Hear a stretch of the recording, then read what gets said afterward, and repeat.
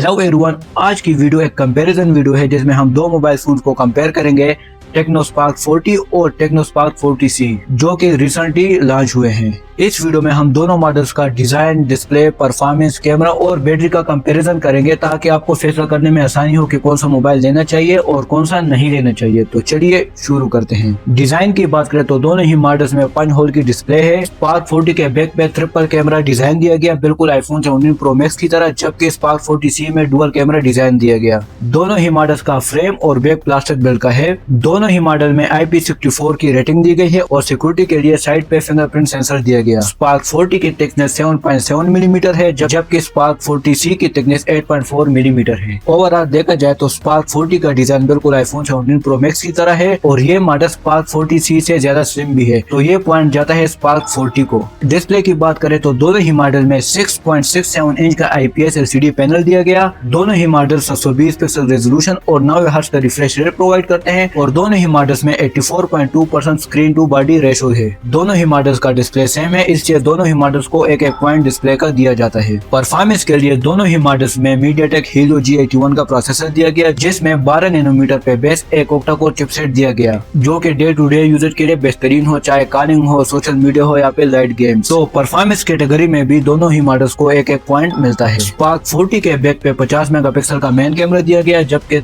8 megapixel का selfie camera दिया गया।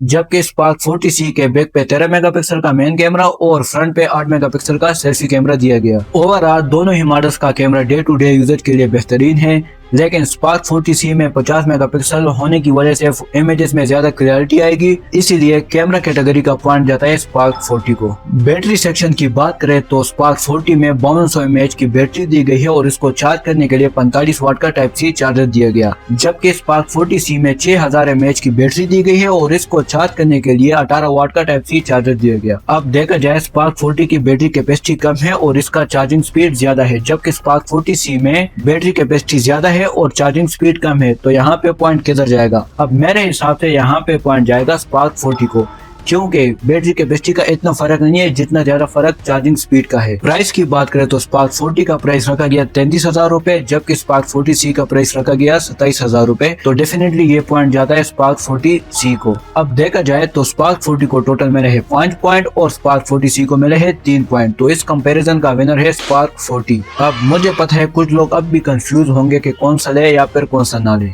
तो इसका जवाब मैं आपको देता हूँ। अगर आपको फोन की थिकनेस से मसला ना हो और आपको एक बड़ी बैटरी वाला फोन चाहिए और आपका रेंज भी 25,000 तक हो, तो फिर आप डेफिनेटली स्पार्क 40C को खरीदे। लेकिन अगर आपको एक प्रीमियम डिजाइन वाला, स्टाइलिश, स्लिम और फास्ट चार्जिंग वाला फोन चाहिए और आपका बजट भी 30,000 तक हो, तो फिर आपने स्पार्क 40 को खरीदना है। उम्मीद करता हूँ अब आपको समझ आ गई होगी कि कौन सा मोबाइल खरीदना है और कौन सा स्किप करना है। और अगर आप चाहते हैं कि अगली वीडियो टेक्नो स्पार्क 40 प्रो और प्रो प्लस पे बनाऊं, तो कमेंट में मुझे जरूर बताएं और ऐसी ही वीडियोस के लिए मेरे चैनल को लाजमी सब्सक्राइब करें। मिलते हैं अगली वीडियो में। Thank you.